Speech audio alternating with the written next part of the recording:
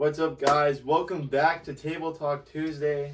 My name is Joseph, and this is I'm Daniel, the one and only. the one and The only. one and only, my man. Speaking of one and only, we're talking about the one and only Jesus Christ Get in this it. episode That's what I'm talking about. and who he says that he is. So, if you're with us on Sunday, we've been going through a series called Name Above All Names. We're looking through the life of Jesus, the teachings, life of Jesus. So, we thought it was appropriate to talk about who Jesus is. All right, we're not talking about historical today.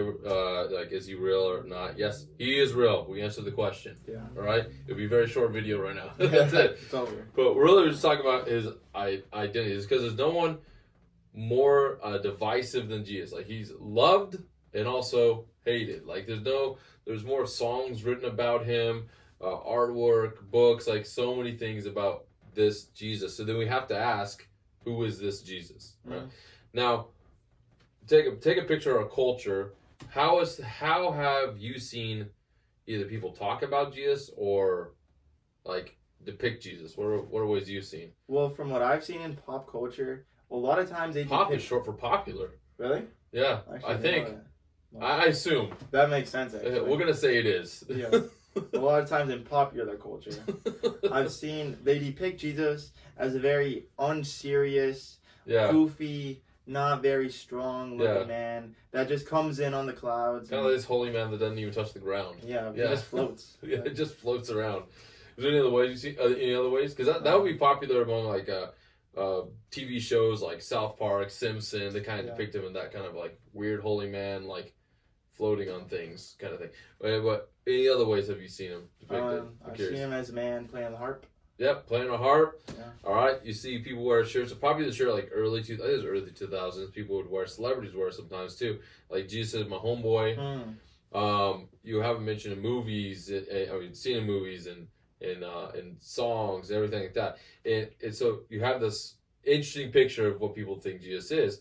And if you zoom in a little bit to other religions, all right, you have. Well, most of them will say, just Islam, for example, will say that Jesus is a prophet, right? So you have all these, and if you talk to 10 different people, you might get 11 different answers, right? They're like, oh, Jesus is this. I think one of the most common ones, maybe you've heard this before, that people will say, oh, Jesus was a good guy, or a good teacher, you know? So they would say, oh, he's a good moral teacher, or he's a good person, or someone we kind of like, you know, strive to love and be like Jesus kind of idea that, oh, he loved people. Is that yeah. So I think that's the most common one. And so in anything, and maybe you've had this happen to you, well, let's give an example of this. So say, for example, that you heard some rumor about me, all right, going around, something that seemed totally all over the place, you know, like the rumor was I could bench press 500 pounds. I've heard that. Yeah, you have? Yeah. Nice. Keep that rumor going. I will.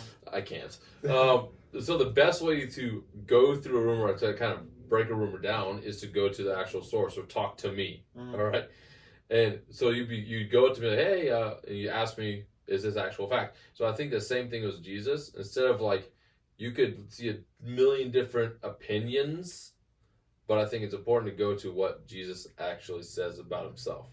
Right, so I'm gonna have you read a few verses. All right, so I'm gonna point out just a few things Jesus said about himself. Right, because this gets into the identity of Jesus. All right, John 6:38. You got it? Yeah, I have it right. All right. This is in English because he can't read any other language. That's true. Can you believe it? Not locked in, my man. Yeah, kind of. We're gonna read in Greek, but for some reason his Greek's a little roughy. Just a little roughy. A little rough. All right, so John 6:38. This is something Jesus stated about himself. All right, John 6:38 in the ESV. Mm-hmm. For I have come down from heaven, not to do my own will, but to do the will of him who sent me. I have come down from heaven, not to do my own will, but the will of him who sent me. And so I think the problem sometimes that we have is when we hear or we read, we are removed from the context, because we're here in the United States 2,000 years later, of what's being said. So, and basically what he's claiming, he's not claiming to have you ever heard of a near-death experience? Yeah. So people say, oh, I saw the light, you know, like they got in a car crash or whatever it is. So near-death experience is this idea that someone died or partially died. You can look into it. Where they kind of peaked, they say they peaked into heaven. All right. or some peaked into hell. Like so. Oh. So we'll get there. There's books and stuff done on this. Do your own research. We'll talk about it another time. But anyways, that's the idea of near-death experience.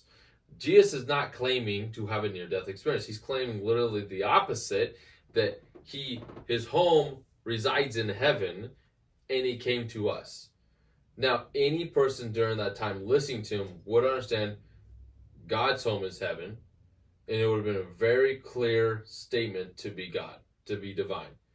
When he says, "Oh, I live there, I've come down to you." They're like, "Wait a second. What are you saying?" So honestly, if you're in that crowd, it would have been like, "Did he say what I think he said?" Mm-hmm. All right? He's definitely claiming to have come down from heaven, which is a claim to be God. And there's a couple of many other things he does. Because I thought about this because I actually had a conversation the other week with someone who they're taking a college. They just finished a college class, and it was a religious studies class or something like that. And they're a Christian, love the Lord, but they did bad on the Christian part of it. Mm-hmm. I'm like, how did you do bad on the Christian part of it? They're like, well, the teacher had a question on it. The teacher said the question was, did Jesus claim to be God? And she marked yes, she marked yes. Did Jesus claim to be God? And she lost points for that because the teacher was saying it's not true. Jesus never claimed to be God. I was like, what? This teacher's flat out wrong. Jesus definitely claimed to be God. And I want to point out a few other places, but this is the starting point that he came down from heaven. A couple other things I'll point out is we actually can pull up the John 8. John 8:58. And I'll have you look at another one, John 10. John 8:58, can you read that one? Yeah. John 8:58 says. Also in English. Also in English. Yes. Jesus said to them, "Truly, truly, I say to you, before Abraham was, I am." Before Abraham was, I am. I'm thinking, where did we hear that before? This idea of I am. Moses. This is when Moses, thousands of years before this point, when Moses talked with God, and Moses like, hey, who's sending me? Who's sending me to the Israelites? And God says, I am. This is a title. Yahweh, I am, is sending you. And Jesus is claiming in the statement two things. One, before Abraham was, I am. He's stating I'm way before Abraham. Which anybody's like, they go on and say, you're not even 40 years old. Like, how can you claim to be older than Abraham? And also, he's claiming to be the God that spoke to Moses. Wow. So this is a very clear statement to the people that he was God. But it gets even more clear in John 10:30-33. I'm having you dig through that Bible today. All right, we're all just in John right now. All right. John 10:32-33 says. I think start at 30 or. Okay, start at 30.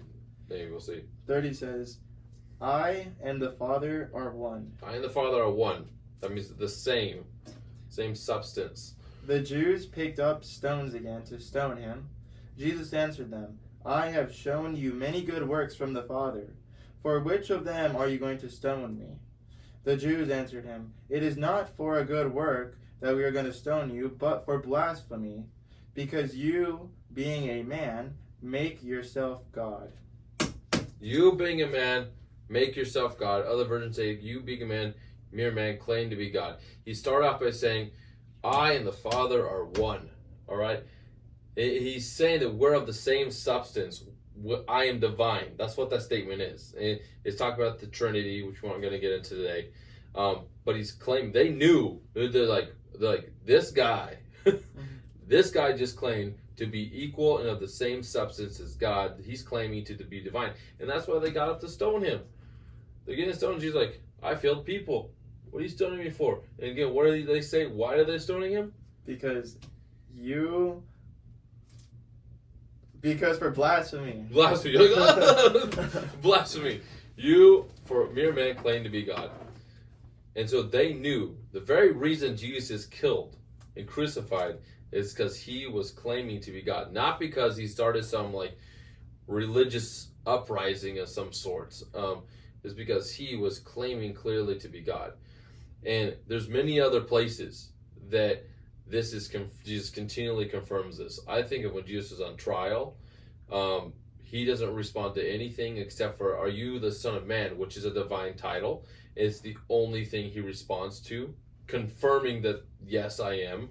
I'm just thinking, say for example, you're on trial, right? And I'm sitting there watching you. I'd be like, "He's guilty." Dang. No, you're on trial, okay? And the people are saying all this stuff that's not true, all right? Now, this would be a good point to clarify and clear up and be like, those things aren't true. This is what's actually true. That would be a good point to do that. Yeah, all right? I'd say so. Probably the last point to do that. Yeah, especially if they're about to stone me. Yeah, especially if they're about to stone you. But Jesus instead, as he's on trial, going to be crucified very soon, this is in Matthew 26, he confirms what they're saying. The only thing he confirms is that he's a Son of Man, which is a divine title. And he's like, that's the only thing he confirmed. That would be a good point to claim. Oh, guys, you totally misunderstand me. I never am claiming to be God. I'm claiming to be a good guy. I just have good moral teachers. God speak. No, he's like, no, you're right. Yeah, that's what I'm claiming. Like, it's like, that's pretty boss of Jesus. Like, that's pretty crazy. And he was clear with it. He also called people to pray to him, which you only pray to God. And one of my favorite ones, honestly, is where Jesus. It's a famous one when you're a kid. Okay, the story is when the lame man gets lowered down in the roof, like from the roof, before Jesus, and Jesus forgives his sins, and then the people are like, the religious people are like thinking in their heads, like, what's this guy doing? You know, how can he forgive sins? Only God can forgive sins. And if you keep reading, Jesus does not correct them, saying, no, other people can forgive. He doesn't correct them because he's like, yes, only God can forgive sins. But then Jesus goes on to forgive the guy's sins. Wow. Which saying, you're right, only God can forgive sins. Now let me forgive this guy's sins. So anybody claiming that, or stating that Jesus never claimed to be God, has not honestly read the words of Jesus, because he doesn't leave room for him to just be considered a moral teacher or just a good person. The reason he's killed is because he claimed to be God. So this is the core identity of who Jesus is. John 1, that he is the Word became flesh. And so that's just a little bit about who Jesus is, a claim of who Jesus, what he stated, that he's clearly claiming to be God. So it's important to always look at what Jesus says over all the other noise out there. People will say all sorts of crazy nonsense. Always go back, look at the words of Jesus. What is he saying? And he is clearly claiming to be God. Again, he also calls people to pray to him, as I said, and to worship him. These are not what just a good moral teacher would do. All right? Mm-hmm. This is a claim. This is a claim to be God. That is the very reason he got killed. So that's what we have to say. You have anything you want to wrap up here? Jesus is God. Facts. All right. So hope that helps. We'll catch you guys next week.